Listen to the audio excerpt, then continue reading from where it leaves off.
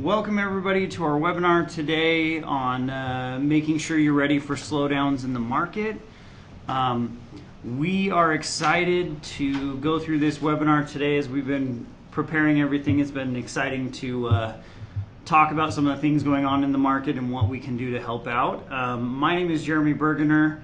I'm here with the training team at DataMaster and here with my co-pilot, or I guess I'm the co-pilot today.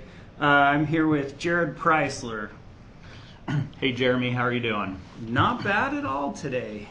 It's been a good day so far. I'm kind of excited about the next couple of minutes. We're going to visit a little bit about some of the things that you can do as the market starts to slow down, your workflow starts to slow down, and what you should be doing with that little bit of extra time that you now might have. First thing that I would say just on the onset is let's not panic, and enjoy this time and use the time to increase some of the things that you need to do in your business. Maybe some of those to-do list items that you've been putting off because you've been so busy. So that's kind of the focus today. I think is to help us to kind of identify and maybe we can make some suggestions. Many of you might not know that I'm also a practicing appraiser. So much like you, I use DataMaster, my role here at DataMaster is chief appraiser, but then I also do a lot of fee work, independent fee work, and so I'm out in the field just like you guys are. So thank you for joining us, and we're just going to get started. One quick housekeeping thing I just wanted you guys all to know on the GoToWebinar. If you have any questions, Jared and I'll be watching and fielding a lot of these as Jared goes through things. But there's a comment section in the GoToMeeting, so if you have any questions, send them through there on the chat, or just raise your hand and ask them through the chat as well. We'll try to get as many of them as we can in as we're going through. So we do appreciate you guys here, and I'm going to set it over back to Jared, and we're going to start going right through this. So this will be a little bit more of a podcast style. We will message you out with some information when we're finished for all those that join us today. And so we wanted to start, we've identified eight items that we wanted to touch base with today. I'm expecting that will be maybe about 40 minutes or so. And the very first thing that I think of when the market starts slowing down or my work starts slowing down is to look at my marketing efforts and to increase those marketing efforts. One of the very first things that I'll go through is look and see if any of my loan officers have moved from company to company. Just recently I had an office that was a pretty high producing office split, and part of the loan officers left and opened up a new office, and because I was so busy I kind of missed the fact that I needed to get on a new appraisal management list. I needed to identify that. So this is a great time to go through and reconnect with some of those loan officers that you've been doing work with. As well as, so another thing that I like to do is look at my non-lender work. And a lot of times non-lender work we just think of as attorney work, but that's not really, it can be a component of it. Divorce situations, some of estate planning attorneys, those are good contacts. But also a lot of the real estate agents in my market, as the market starts to change, they're a little unsure of themselves and they don't know exactly how to price a property. They don't want to sit on the market very long, and they don't want to give away anything in their pricing. And so part of my non-lender marketing effort is to take the time to go and hit some of the real estate offices and offer to present during that time, during their weekly agency meetings. And so that's one of the areas that I can go and get some non-lender work, and we're going to talk a little bit about that, I think, just a little bit in a few minutes. The next thing is blog posts. Some of you may have thought, I really ought to start a blog, or I should do something on my LinkedIn or my Facebook. This is a good time to kind of put together some posts on some of the recent changes and be able to message that out.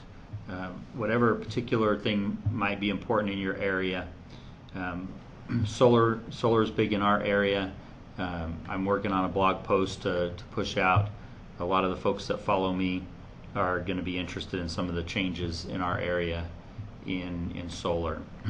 But make it relevant content and keep it fairly concise. It'll get better reception if it's concise. And then one other thing that I kind of look for is some work that might fall into that consulting, the appraiser consulting side, where you're not necessarily doing a traditional 1004 or condo report, but you have a lot of skills and a lot of information. I have an association, or I'm part of an association with some. It's a renters association or landlord association. I know a bunch of property owners, property management companies, and during this slowdown period, I'll go in and talk to them about potentially being able to provide them with some leasing or some rental studies. What are 3-bedroom, 2-bath apartments renting for in this particular area? Are you up to date on those?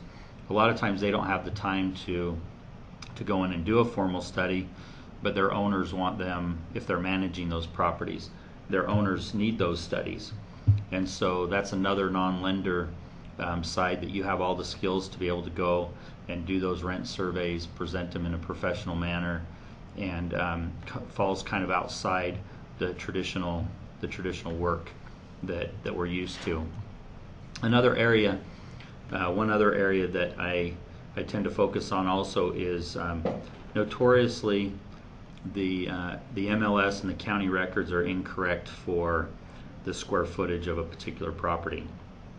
And so one of the items that I'll message out either through an email list that I have of agents in my area that I've come up with, or when I'm out visiting with real estate agent offices, is to offer my services for sketching their properties.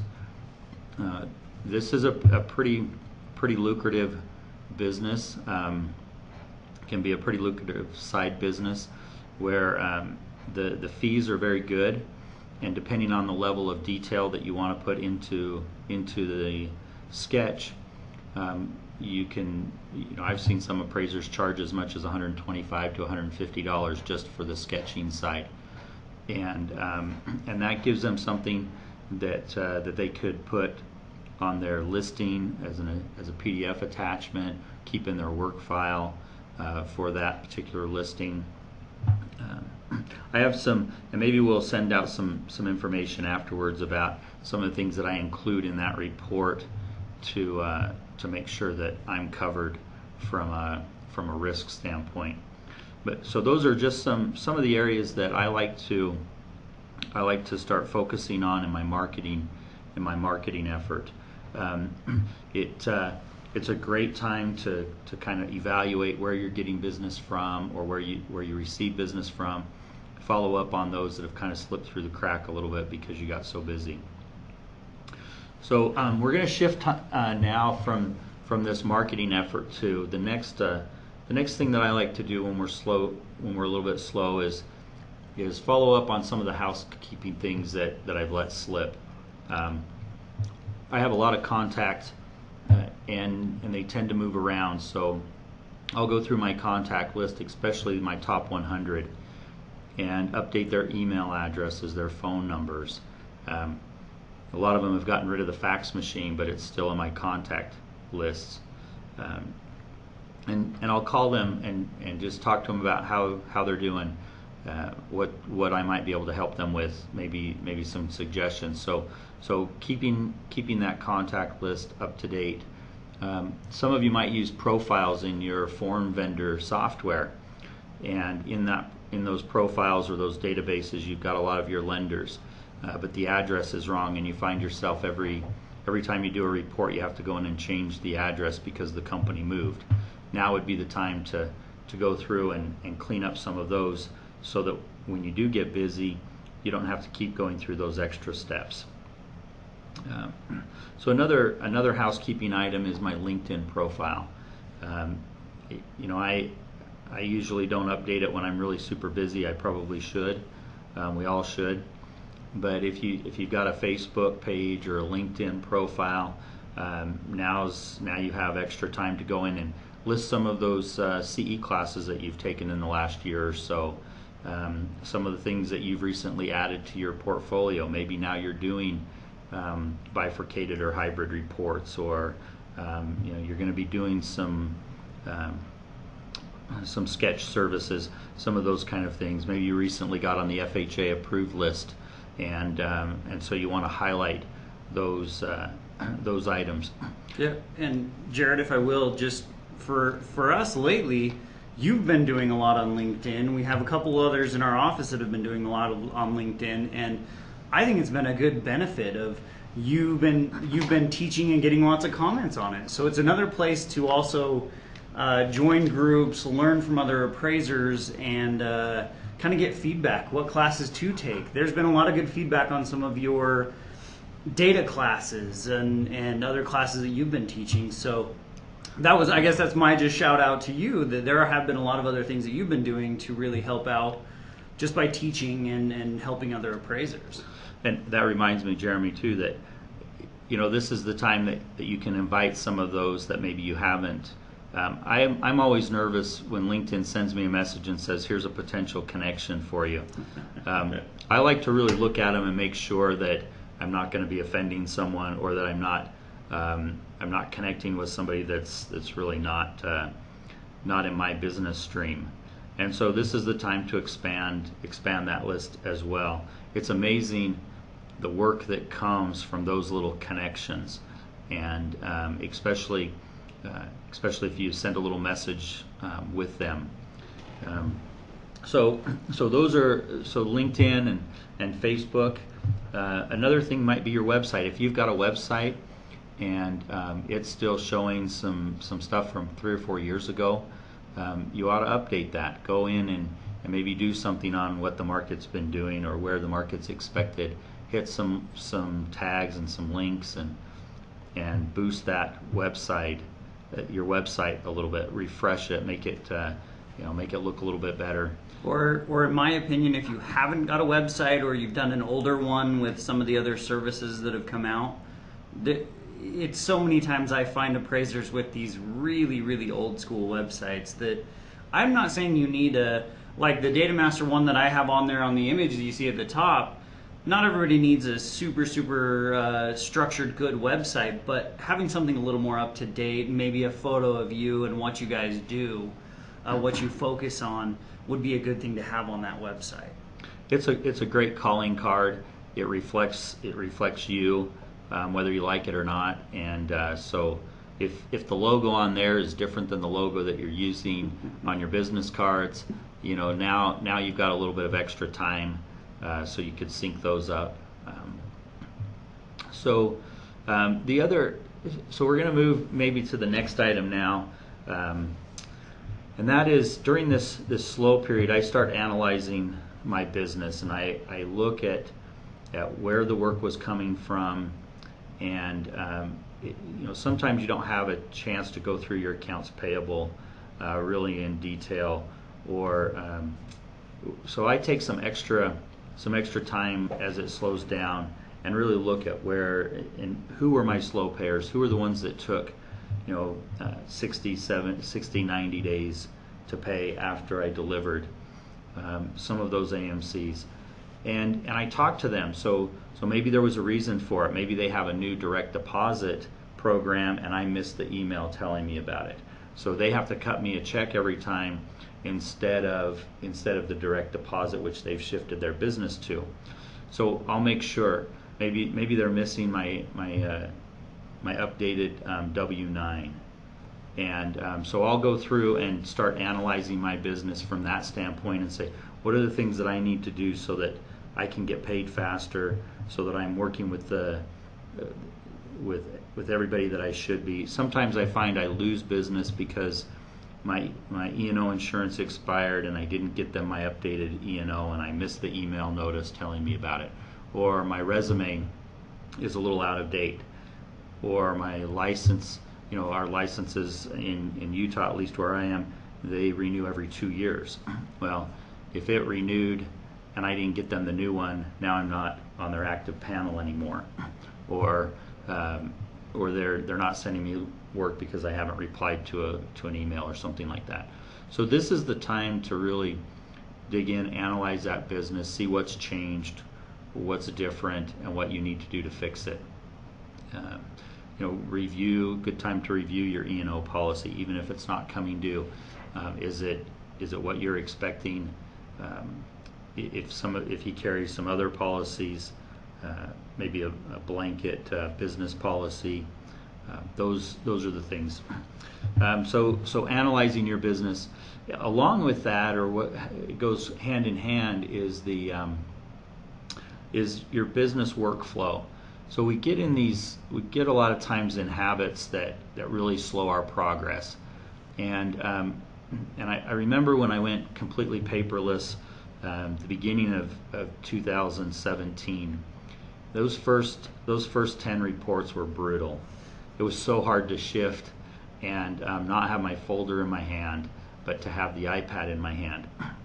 And we did it in a time that was a little bit slower for us. December, January in Utah is particularly slow. It slows down, so I knew that I'd have greater success if I wasn't rushed at a property. And so as things start slowing down, look at your workflow and say, am I doing everything in the most efficient way? Are we starting the report in the best fashion? And do we have all of the steps in place, or am I backtracking a lot? Am I skipping or missing things? And I actually draw it out on a piece of paper. Here's what should happen once the report comes in. If you're in an office and you've got a few assistants with you, or maybe you've got a trainee, this is a good time to kind of walk them through the process as well, so that everybody understands the way that the process works. And then try some of those new products that you've been meaning to try but you haven't had the time. A lot of vendors on some of the new products will have a trial period where it's maybe a reduced price. I know here at Data Master we have a couple of different options to help, because we know in the very beginning, if we're disrupting your workflow, that it's going to take just a little bit for you to be able to adapt that learning curve. We do a few things for you. We also have a one-on-one training where we can help customize and help work into your business workflow. But sometimes we'll get appraisers that call us and they really they haven't identified even what their workflow is. They just jump from whatever the next fire is to the next one, and that's not really very efficient. So workflow I put down as number 4. That was the thing that I tried to get to in my slow time. Test and try new products, and implement systems and processes that will help me be more efficient as it gets a little bit busier. And it will get busier.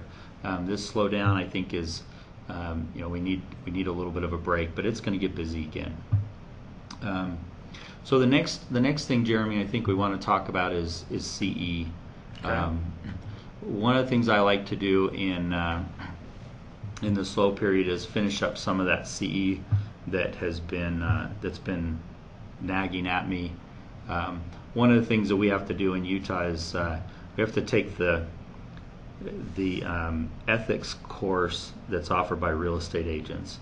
It's not an appraisal course, but it's a NAR course, and because of the affiliation with the association, the real estate association, and the board that we're on in Utah, we're also required to take that ethics class.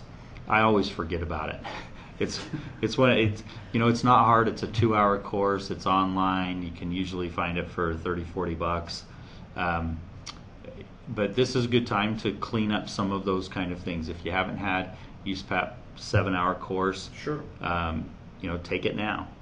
Don't wait till spring if you can find it online or affiliation or maybe they're teaching it in San Diego and you want to make a little family trip out of it. It's slowed down a little bit, build some CE along the way. So get some of that continuing education that you need out of the way. Also, I use this to kind of expand my experience.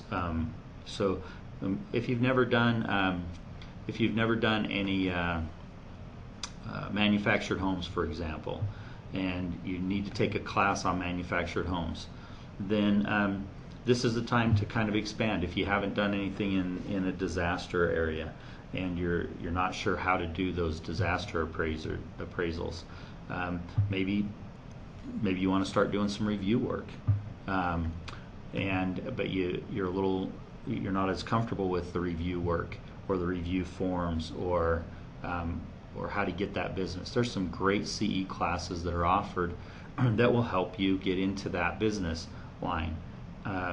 Another one, we don't have a slide on it, but is relocation work. The ERC, those really take some training. You need to understand what's expected from the client. Now's the time to kind of get that training, or even to affiliate with somebody. If you know that there's somebody in your area that does those and you want to expand your business, get a hold of them. See if you can do a ride along with them. Hot topics that we all need to be trained on: desktop hybrid reports, appraisals. This is really changing and changing our business model, and so now's a good time to kind of learn a little bit about that. Yeah, is it really just because it's just different, or is it everybody's just scared about other things? Jeremy, good question. I think if you're going to do them, you really need to be proficient at analyzing data from different sources. Secondary data becomes very, very important. The appraisal process doesn't change. The process is the same. It's just where you get that data from. And if you're not good at looking at some of those little details, you need to build the skill to do that, and be ready for those different opportunities when they come. Let's switch gears and go to tool proficiency. We talked on this just a little bit, but I wanted to expand, and then we're going to get into some kind of exciting stuff the last 15 minutes here. One of the things that I love this little Marty in our marketing department came up with some of these slides, and sometimes this one makes me chuckle. Some of the tools that we use. I don't know how many of you use a disto laser measure, but if you do, when was the last time you recalibrated it? You drop it, it gets a little out. When did you benchmark it?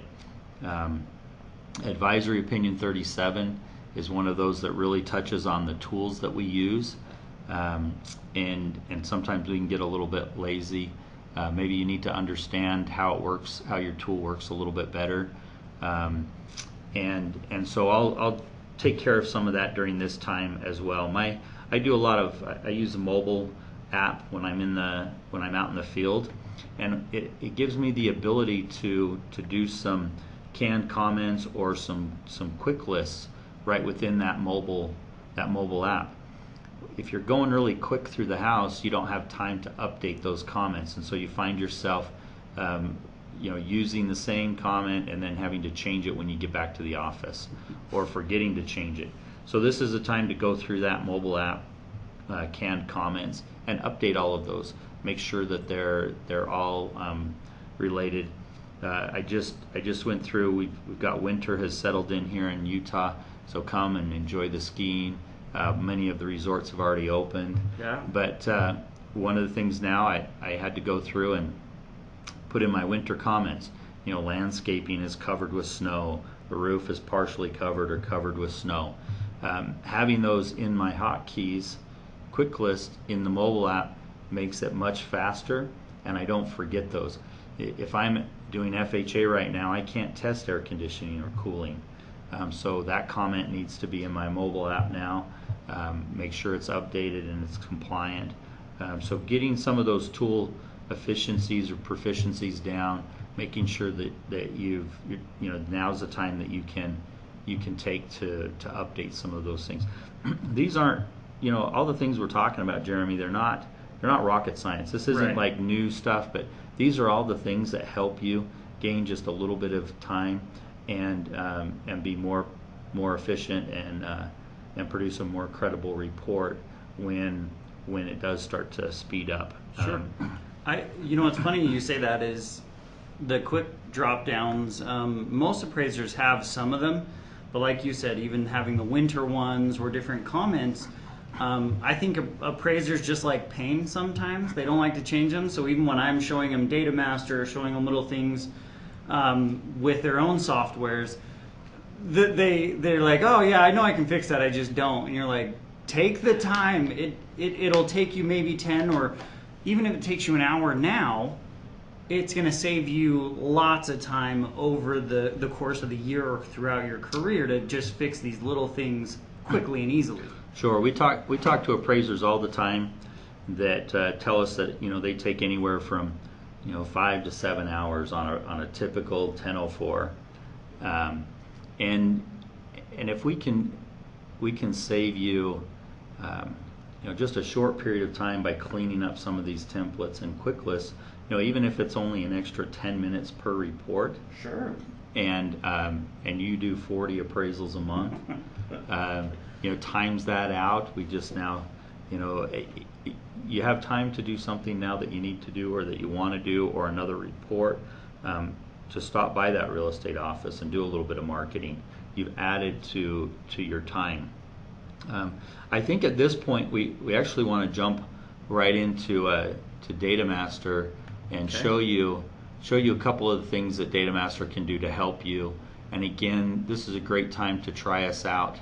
And as the market as you've slowed down a little bit, one of the things, I've been using Data Master for 22 years in one form or another, and we have a new product that was released early this year. So for most of our customers, it's been released it was first quarter in 2018, and we're gonna jump over and show you that.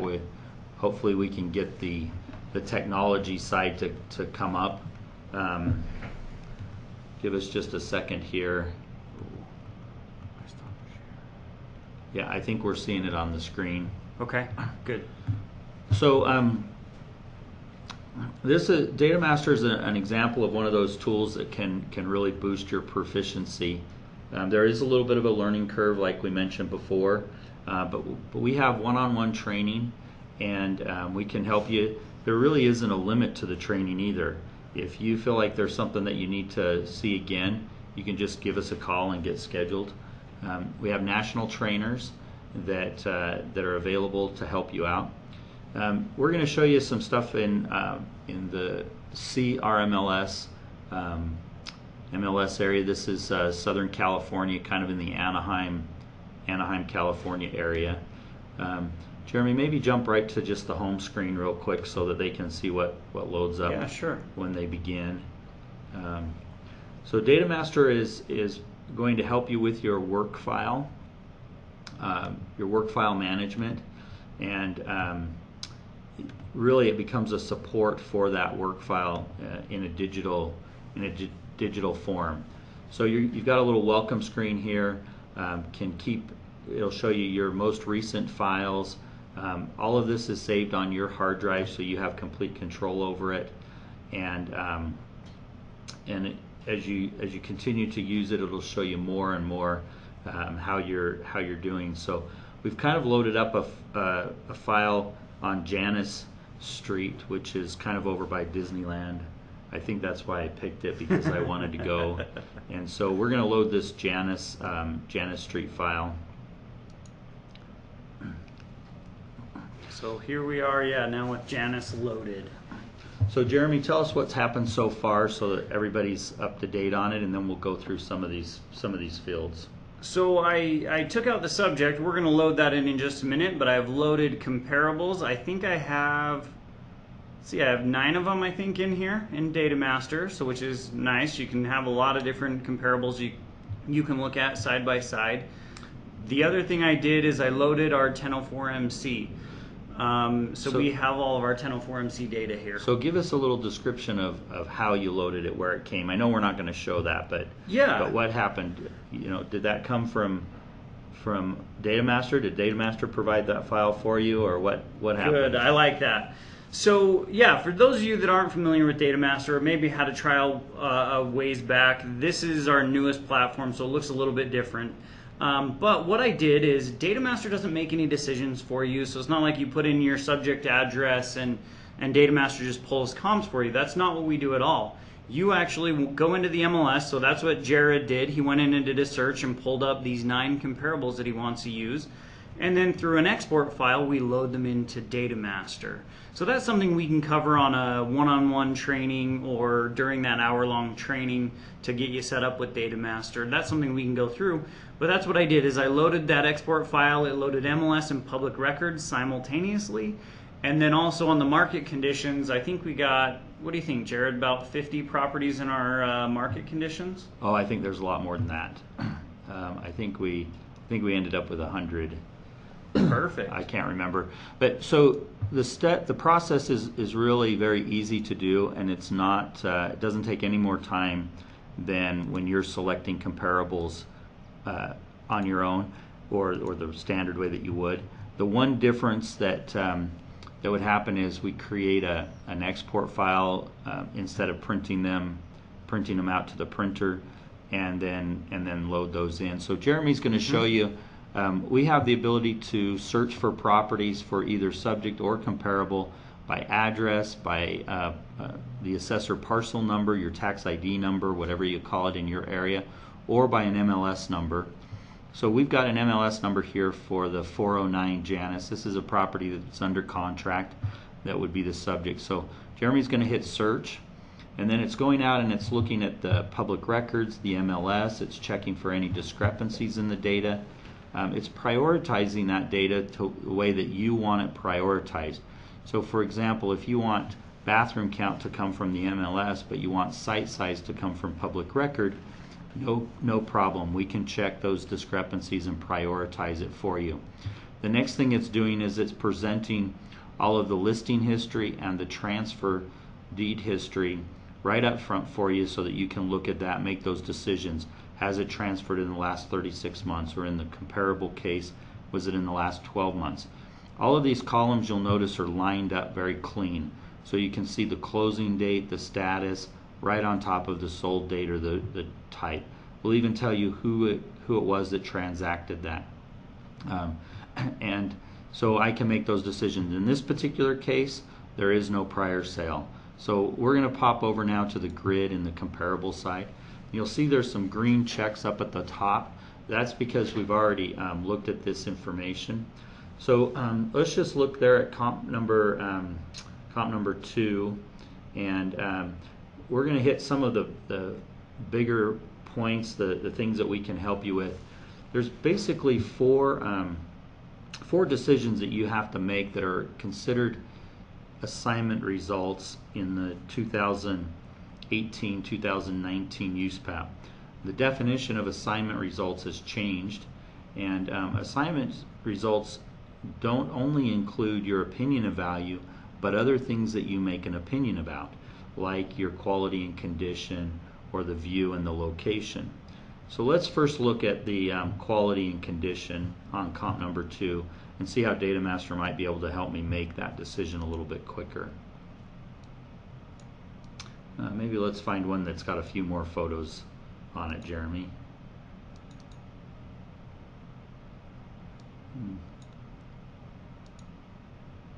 Let's see if we can. Let's see if some of these down here. Let's look at that subject one. It might have had a bunch come in, and we can do it off the subject. There we go. Yeah, so So if the MLS has a bunch of photos like this subject one does, we'll bring those right in for you. Click on one of the kitchen. If we click on one of the photos, you can see that it increases the size of that photo so that you can see. This house looks really super nice. Looks like they've done some remodeling recently. Kind of modernized it. Looks like some new flooring, some new plumbing and electrical fixtures. So if we scroll down just a little bit, we'll find that we can see the agent remarks from the MLS. We brought those in. So here's all the remarks from the real estate agent. And then there's a little selection that I can do, quality of construction and condition. To me, this maybe looks a little bit better than standard grade, so I'm going to say it's a Q3. And then we'll give you a little description of what that is to remind you. And then I'm going to say the quality or the condition of this, it looks to me like it's maybe a C2. This is really pretty nice. And then if I hit save on that, this is going to be saved in my work file, and you'll see that the quality and condition just came directly in. So the next thing that we're going to do is the location and the view. When I get ready to export this file into my form software, these determinations will stay. So again, some information that we might need if we're going to make a decision based on maybe the street view or the overhead. So on the left side, we have from Bing the overview or the aerial view. And you can zoom in and out on this. You can kind of see where the property is. You can switch it to the road scene so that you can just see the map, see if it's on a busy street. A lot of times you're gonna really know this intuitively because of your experience in the area. And then on the right side, we have the Google Street Scene, and you can walk right down the street. You can zoom it around. You can see kind of what it looks like. Between these two images, you can make a determination. So Jeremy, again, let's scroll down, and we follow the same waterfall that UAD does. So overall, I'm going to say this is neutral and residential, and on the view the same thing. We can mark that. And if you wanted to do a secondary factor, we can allow. We have provisions for that as well. So let's just save that. So we've made some nice changes here, some determinations. We'll take just a second here to save. I wanted to go ahead. And these really are important. A lot of appraisers have liked this because in my conversations with them is then they're not having to bounce into 3 or 4 different screens. Just showing those images, showing those map views, which you're already doing. This has just saved some of that time. So in what we've been talking about, strategies to save time in slowdowns and learn new things, these are some of the things that can really help. Data Master is one of them, and just having those maps there and the images there can really be a help to the appraiser. Yes, absolutely. Bringing all the right information, the right data at the right time, so I can make those decisions ahead of time.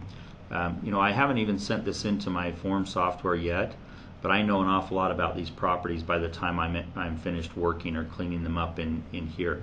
So now when I get out into the field, I know what I might be looking for ahead of time. If I've got a comp that I think might be on a little busier street, now I'm alerted to it ahead of time.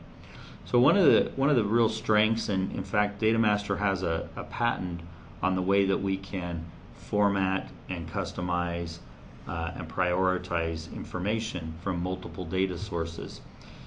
Jeremy, why don't you pick one of those orange buttons there at the top, those yellow buttons, and let's look at the data discrepancy for a second.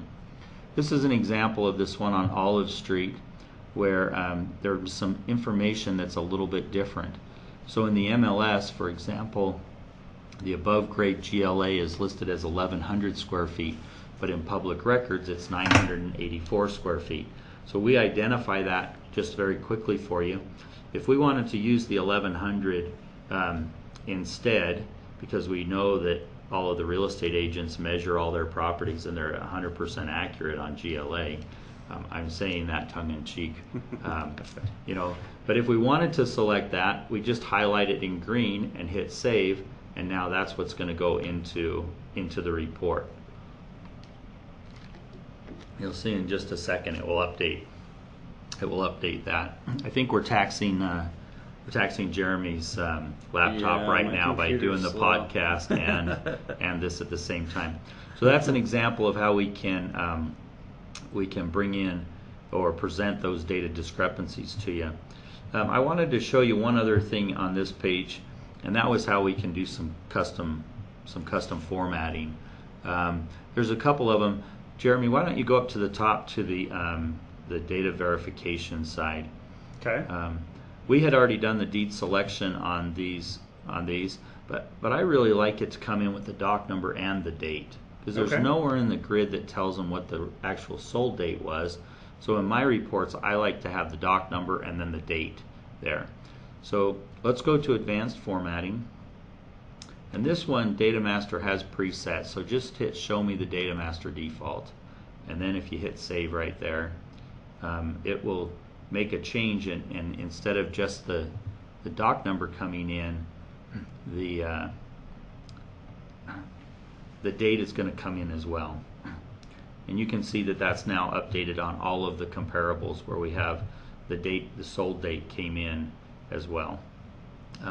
It's just one example. If you like fireplaces to come in one particular way, or even if in this verification source you wanted the real estate agent's name and phone number to be there, we could put that there for you very quickly. If you like your extra line item at the bottom to the last one to be the prior or the original list price, we can bring that in for you as well. Add that real quick. I'll show you. I just took it out. I'll add that real quick. This is one that's big in California that I noticed, the original list price. But something we can add, and what I like, I'll just call it original. I'll just call it the original. What I like about these is these are things that are really underestimated. Again, like your format, like in your forms, the quick drop downs and those kind of things, totally underestimated in Data Master as well. These little features that most appraisers haven't taken the time because you've been so darn busy. These are little things in Data Master and in your form software that you can really learn that really will help save that time, so when you are slammed, you can still be getting things done and be profitable. Yep. So this is going to go in and it's going to look, Jeremy did it first on the subject, and then we need to do it also, it came through for the comparables as well, so great. So that, if we could play around and format it a little bit differently for, to be... yeah, I can add dollar signs and I can add all sorts of other things in there. However you would like it to look. So in the last couple of minutes that we have just a few minutes left. Let's jump over to the market analysis or the market condition. Good. And I want to talk about this. We want to show a couple of things that we can do for you here. I know a lot of you have been noticed by your lenders, received notification that maybe you don't need to give them the 1004MC form anymore, but you still are responsible for analyzing that data. And I have just one client out of all of mine that have said they don't want it in there, but they want some backup information, some graphs, some charts, some verbiage as to how I came up with my time adjustment or my determination that the market's improving or stable or declining. We have a feature in Data Master that I term dynamic templating. And if you scroll down just a little bit to the very first column, in the seller concession comments field in the 1004MC, you'll see an example of this dynamic templating. This happens to be one of our defaults. But so we go out and we look and we say CRMLS, that's the MLS that we're in. If you're in WFR or RMLS or whatever, East Bay or wherever you happen to be, your MLS would come in. And then it says it indicates that there were 82 closed sales.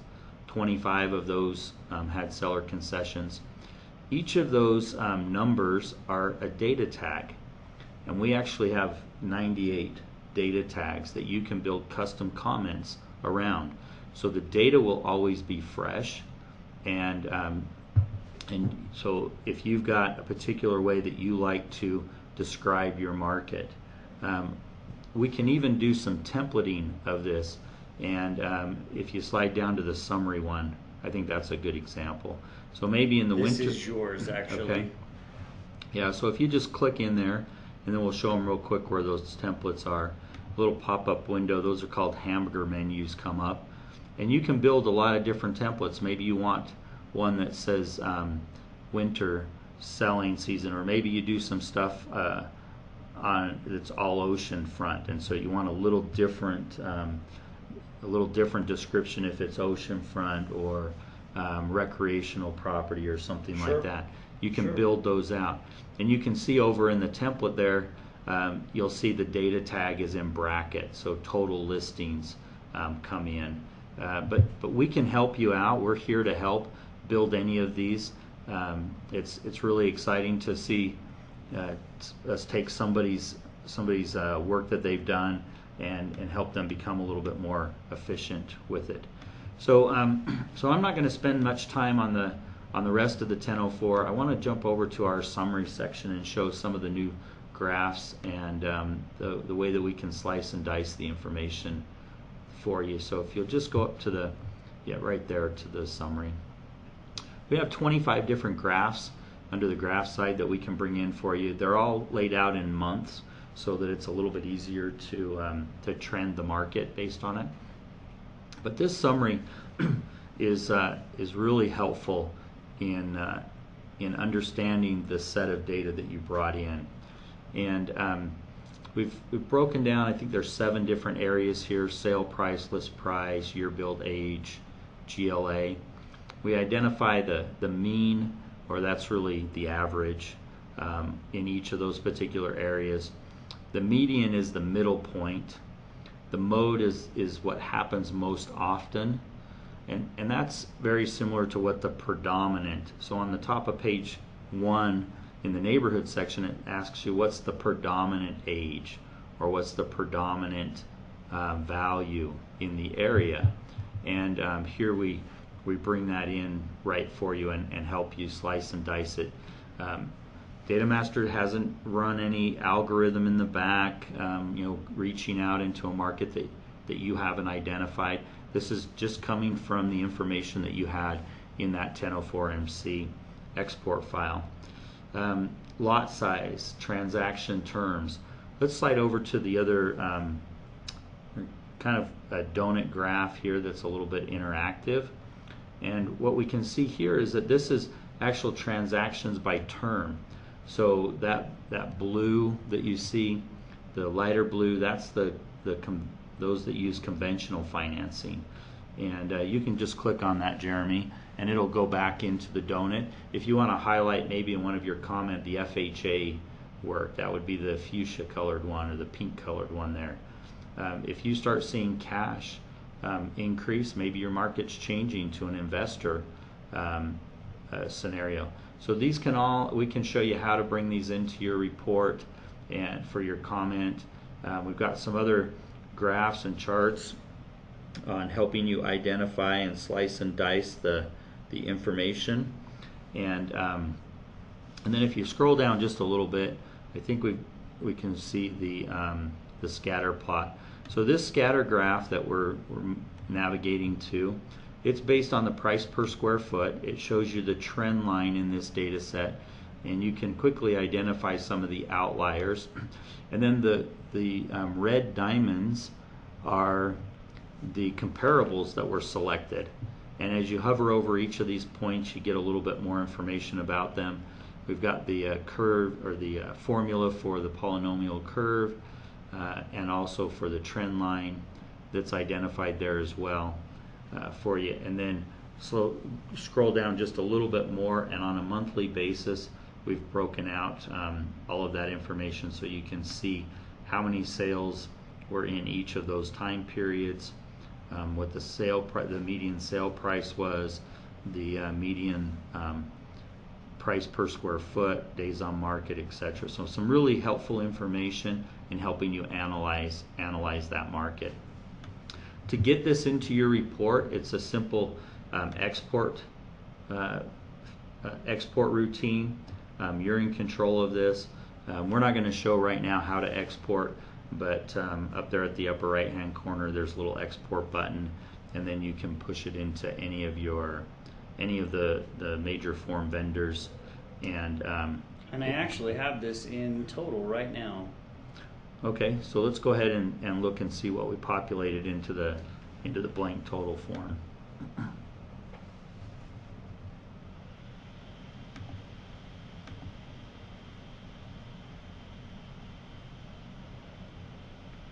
Okay, hang on just a second. We're having a little technical difficulty there. Just a little. Let me.